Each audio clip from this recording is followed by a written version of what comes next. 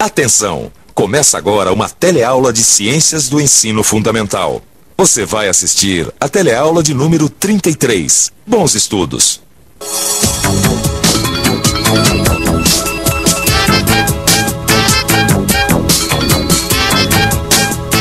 Depois de deixar descansar por uma noite, você vai ter uma surpresa. O leite vai ficar durinho como um iogurte. Bem, caro ouvinte, por hoje é só. Até amanhã. Neste mesmo horário, novas dicas de cozinha.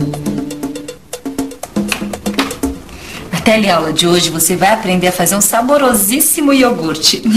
Não, calma, você não errou de canal e também o telecurso não virou uma aula de culinária, não. É que aprendendo a fazer uma tigela de iogurte, você vai aprender um monte de coisa sobre a natureza. Você vai ver que os micro-organismos podem ser encontrados em todos os lugares, inclusive numa tigela de iogurte. Você vai ver que existem bactérias que fazem mal à saúde e outras que são até usadas na nossa alimentação. E vai ver que a temperatura é determinante no ciclo de vida de um micro-organismo. Enfim, você vai aprender várias coisas sobre esses seres vivos microscópicos. Leite, um pote de iogurte, a leiteira, e a tigela pra gente colocar o iogurte. Pronto, tudo prontinho. Agora sim a gente já pode começar a nossa teleaula.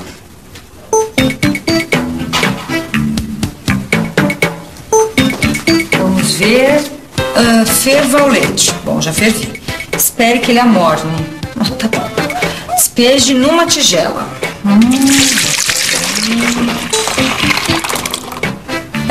Acrescente uma colher de sopa de iogurte natural. Tá aqui. Oi, Maria. Oi, Lineu, tudo bem? Tudo. E aí, preparando um belo prato de micro-organismos? O quê? Não, o que digo eu? Você que tá preparando os micro-organismos. Tá louco, Lineu, eu tô fazendo iogurte. Não é legal? Iogurte natural feito em casa igualzinho vende no supermercado, sabia? Sabia, é legal. Milhares e milhares de belos e saborosos seres microscópicos. Você tá louco mesmo, Lineu? Iogurte é um alimento super saudável, não tem nada dessas coisas aí que você tá falando, não. Maria, quem falou pra você que só existem micro-organismos que fazem mal à saúde da gente? E você? Você também acha que os micro-organismos fazem mal à saúde?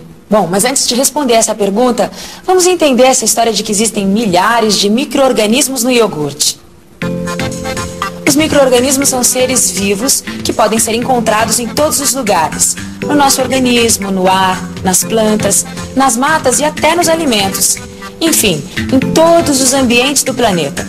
Como a gente já sabe, eles são tão pequenos que só é possível vê-los através de instrumentos especiais, como os microscópios. No iogurte a gente encontra um tipo de micro-organismo chamado lactobacilo, um micro-organismo com uma missão muito especial. São justamente os lactobacilos que dão essa consistência meio durinha no iogurte. Os lactobacilos se alimentam do açúcar do leite e produzem uma substância azeda chamada de ácido lático. E é o ácido lático que faz com que se formem grumos no leite, dando essa consistência do iogurte. Por isso, graças aos lactobacilos, o iogurte é tão gostoso. Como é que é? Lactobacilos, mas não precisa fazer essa cara de horror, né? São micro-organismos que não fazem mal nenhum à saúde da gente. Sei não, viu? Essa história de micro-organismo que não faça mal à saúde, tá lembrado da cólera? Não, mas é que existem vários tipos de micro-organismos diferentes. Alguns fazem mal à saúde e outros a gente até utiliza na nossa alimentação. O lactobacilo, por exemplo, é uma bactéria que é muito diferente da bactéria da cólera. Não faz mal nenhum.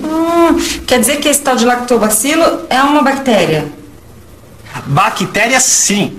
E mais, como todas as bactérias e os outros seres vivos, os lactobacilos vivem se reproduzindo. Quer ver só? Nessa ilustração dá pra ver direitinho. Como você está vendo, o que era uma bactéria no começo, agora já são duas. A bactéria se dividiu formando novos seres vivos. Ou seja, onde antes existia um só ser vivo, agora já existem dois. E é exatamente isso que acontece com os lactobacilos no leite. Eles se reproduzem formando iogurte. Quer dizer que nesse exato momento tem um monte de bactérias se dividindo aí? Isso, bactérias vivas, comendo, se reproduzindo e morrendo. Agora, só os lactobacilos que dão essa consistência pro iogurte. Nenhum outro micro-organismo. Agora, você sabe por que só tem lactobacilos aí? Ficou na dúvida? Então vamos pensar um pouco. Vamos pensar um pouco.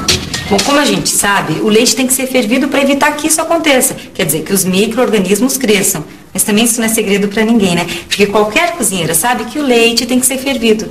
Por isso que nesse meu iogurte só tem lactobacilos, que eu coloquei quando eu misturei o iogurte. Olha, Maria, isso que você está falando é interessante, porque a temperatura altera e muito a vida dos micro-organismos. Fervendo o leite, os micro-organismos morrem. Mas em locais quentes e úmidos, eles se reproduzem com mais facilidade. E você sabe por quê? Quando nós fervemos o leite, criamos um ambiente com uma temperatura muito superior àquela que os micro-organismos aguentam. Assim, os micro-organismos que estavam no leite morrem.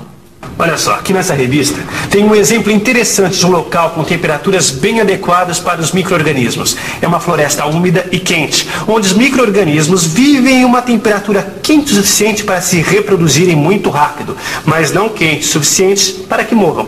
Dá só uma olhadinha. Nas florestas quentes e úmidas, os animais mortos e restos de plantas apodrecem muito rapidamente. Afinal, na umidade e no calor, os micro-organismos, que são os responsáveis pelo apodrecimento, estão em um ritmo frenético, reproduzindo-se muito. E como consequência, o apodrecimento dos seres vivos é bem rápido. Ah, então é por isso que aqui na receita diz pra gente cobrir a tigela com panos e colocar o iogurte descansando durante uma noite num ambiente bem protegido. É isso aí, Maria. Cobrindo com um pano e deixando a tigela num local que não tome frio, a gente cria um ambiente ideal para os lactobacilos se reproduzirem bastante. Porque por enquanto está parecendo mais um leite engrossado, né? Mas também os lactobacilos ainda não tiveram tempo, nem um ambiente adequado para se reproduzirem. Eu vou colocar a tigela aqui dentro do armário, mas pode ser também dentro do forno. Desligado, claro. Claro que desligado, né? Agora amanhã, depois de uma noite num lugar bem quentinho, o meu iogurte vai estar irresistível. Você vai ver só. Mas e nos ambientes frios? O que será que acontece com os micro-organismos? Vamos pensar um pouco?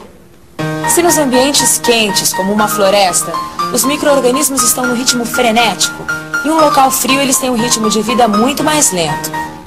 E, consequentemente, o apodrecimento dos seres que morrem em um local gelado, como a Antártida, também é mais demorado. Tá aqui a prova. Esse animal tem mais de 1 século e ainda não apodreceu. E nas geladeiras? Você tem alguma ideia do que acontece com os micro-organismos? A resposta está aqui nessa matéria sobre micro-organismos. Nas geladeiras, os micro-organismos não chegam a morrer. Entretanto, a temperatura é baixa o suficiente para diminuir o ritmo de vida dos micro-organismos. No frio, eles se reproduzem bem mais lentamente. Essa eu sei, né, Lino? Aliás, é por isso que a gente guarda os alimentos dentro da geladeira. Porque aqui dentro é mais friozinho. Então os alimentos demoram muito mais tempo para estragar do que se estivessem fora dela. Tá vendo esse mamão aqui? Já estragou. 2 dias fora da geladeira, ó, vou ter que jogar fora. Nossa, mas a senhora tá entendida em micro-organismos, né? Ah, não é porque eu parei de estudar que eu não sei um monte de coisas, né, Lina? E tem mais, viu? Aposto que essa água aqui tá cheia de micro-organismos. É, de fato, se os micro-organismos estão em todos os ambientes, eles também estão numa gota de água. E nos mais diferentes ambientes. Na água depositada num tronco de árvore, no mar, numa poça d'água e até mesmo na água de um vaso de planta. Com um microscópio, a gente pode ver uma variedade incrível de micro-organismos que vivem nadando numa gotinha de água. Tem uma outra coisa super interessante sobre micro-organismos que eu estava lendo aqui nesta revista. Imaginem que até 400 anos atrás, bem depois que Cabral já tinha chegado no Brasil, a humanidade só conhecia os seres vivos e a natureza que podia ver com os olhos. Quando foram inventados instrumentos que aumentam nossa capacidade de visão, começamos a descobrir todo o universo com o qual convivíamos, mas desconhecíamos. Então quer dizer que podem existir um monte de coisas que o homem ainda não conhece? Claro que pode. E o mais interessante é que o homem vem descobrindo que pode existir seres vivos tão pequenos que a gente não consegue enxergar se não for através dos microscópios. Eu acho que essas descobertas servem para mostrar que a gente sabe muito pouco. Até um professor que nem você tem muito que aprender, viu, Lineu? É verdade. O jeito é estudar cada vez mais, porque só assim a gente vai ter uma ideia do universo em que a gente vive. E que tal começar revisando tudo que a gente viu na teleaula de hoje? E atenção, se liga aí que é a hora da revisão. Na teleaula de hoje, você viu que micro-organismos são seres microscópicos.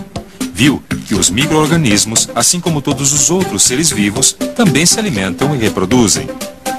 Viu que os micro-organismos podem causar doenças ou serem utilizados na nossa alimentação. Viu que podemos fazer iogurte usando apenas leite fervido e um pouco de iogurte do supermercado. Viu que nas temperaturas baixas o ritmo de vida dos micro-organismos diminui. E viu que os micro-organismos estão relacionados com o apodrecimento dos alimentos e dos cadáveres. Então, como a gente está vendo, tem muita coisa para aprender sobre a natureza e coisas super interessantes. Para saber mais, o jeito é estudar bastante, lendo as apostilas, mas também livros e revistas. Até a próxima!